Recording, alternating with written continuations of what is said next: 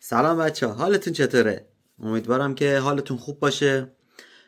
ویدیو قبلی دیده باشید و دوست داشته باشید. امروز اومدیم با یه ویدیو دیگه و برعکس ویدیو قبلی درباره تصادفات یا یه سری اتفاقات خارج از کشور بود. این ویدیو مخلوطی از تصادفات داخلی ایرانه یا حالا یه سری حرکت های نمایشی که ایرانی های عزیز انجام دادن و حالا یه سری تصادفات خارج از کشور و فکر کنم قسمت ایرانیش بیشتر باشه. بریم با هم ببینیم چیکار میکنن این حرکات نمایشی که انجام میدن، تهش به کجا میرسه. بریم با من همراه باشید. و اولین کلیپمون اینو من چند وقت پیش نهایت کیفیت کلیپای خود پایینه ولی باز بد نیست. این وانته با بار صفحه آهنی برق فولادیه بار زده بعد نبسته. چه کار خطرناکی کرده. من چه فکری کردم که نبستنی رو به جای اون ماشین الان اصلا یه آدم اون جلو بود که قشنگ وسط نصف شده بود، دو شقه شده بود. ولی سر چهارراه یه ماشین از اون سمت میاد، این مجبور میشه بزنه ترمز، کل بارش خالی میشه رو زمین. بعد جالبترش چیه؟ این با برق فولادیه سر میخوره میاد میره زیر این پرایده و باعث چه پرایده راه بیفته. این همین ماشینی که یه سری از دوستای عزیزم با 660 تا پر میکنن، 160 تا 50 تا پر میکنن راه میرن. اینجا قشنگ معلوم میشه که وزنش چقدره. یه ورق قشنگ رفت خیلی راحت رفت زیرش و ماشین رو بلند کرد و راه برد. من نمیدونم تا که قراره این ماشین رو آشغال بیرون تو بیشه.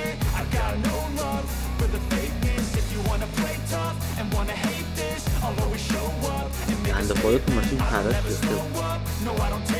این دوستمون هم که با یه روز حرکت نمایشی انجام میده، دوچرخ تو ساحل جلو اون هم آدم. یه دفعه این تعادل از دستش در بره بیفته رو کسی، خدای نکرده بلایی سر کسی بیاد، معلوم نیست. انگار واسه شون نه جون خودشون ارزش داره نه جون ملت.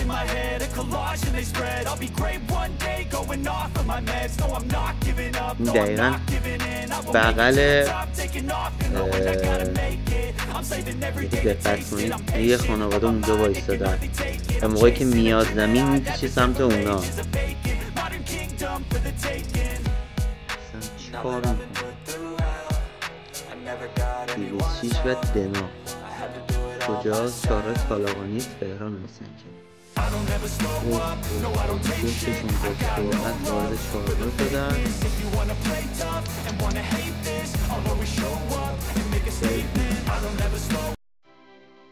جفتشون کاریه دوربینم خورد.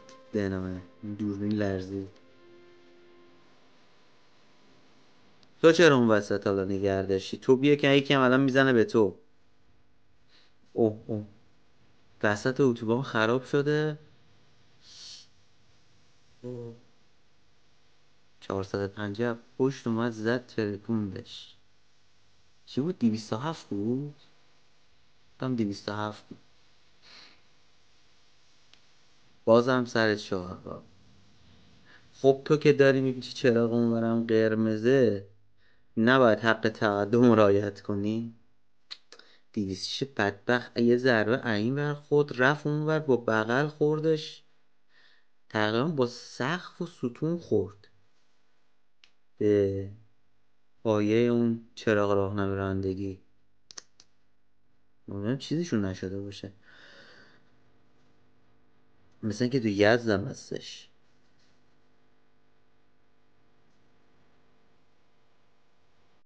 سرعت این کلیپ ها نسبت به کلیپ قبلی یه ذره پایین تره. وقت داریم یه ذره توضیح بدید، یه ذره حرف بزنید، نظر بدید. بله شوتی های عزیز.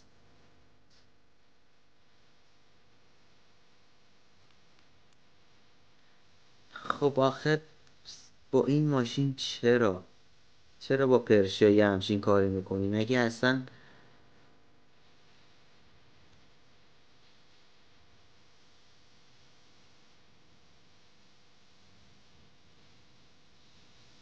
نه دست فرمون درست حسابی داره. نه ماشین الان دست فرمونم شاید واقعا طرف دست فرمونش خوب باشه، ولی با این ماشین این کارو کردن بجز این که فقط میتونیم بگیم عقل نداره، هیچ چیز دیگه نمیشه گفت. این ماشین چی کار کرد؟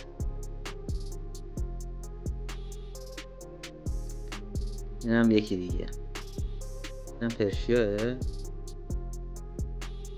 دقیقا به همون روش 405 فکر میکنم. اینم دقیقا به همون روش،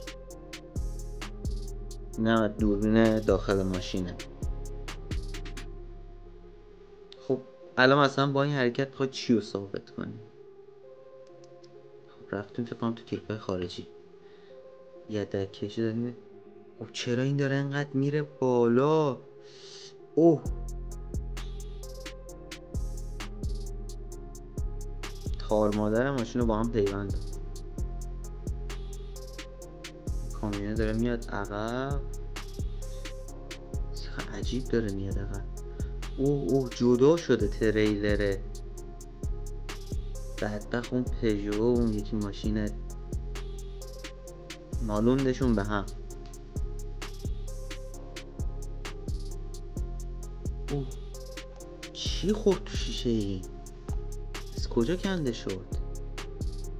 دقیقا یه همچین اتفاقی برای خود منم افتاده، ولی سنگ از زیر چرخ کامیون در رفت.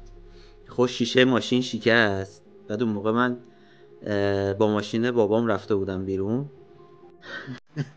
شنگه که خورد شیشه شکست، ماشین آوردم همونجوری گذاشتم تو حیاط، صداش هم در نیاوردم که شیشه شکسته. اومد فرداش ماشین رو برداشت و برد بیرون. شب اومد خونه، شیشه ماشین رو کی شکونده؟ من نمیدونم. خب تو دیروز با ماشین رفته بودی بیرون؟ گفتم والا من اطلاعی ندارم، مثلا یه چیزی تو رانندگی پرت شده خورده شیشه شکسته دیگه، دست خودت بوده. اصلا گردن نگرفتم، حتی بعدم فهمید کار من بوده به من.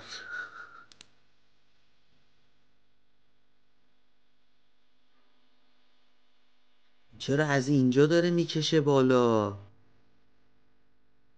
مگه یدکش نداره؟ جای یدکش داره ماشین. پدر کاپوتو داره ورد. اه رفت. خب کامیون که دید نداره واسه چی میره اونجا؟ به همینه دیگه آقا، وقتی نقطه کور کامیون میرید همین اتفاق میفته.